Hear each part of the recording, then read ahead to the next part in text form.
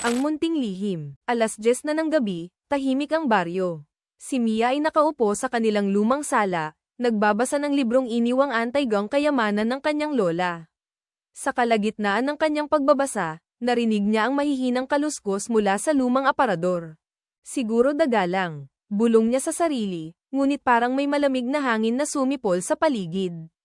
Lumapit siya sa aparador para tignan ito, ngunit nang pagbuksan niya, isang maitim na anino ang sumalubong.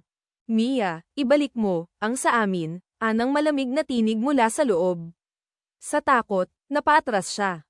Ngunit sa kanyang paglingon sa salamin sa likuran, nakita niyang may isang babaeng duguan na nakatitig sa kanya.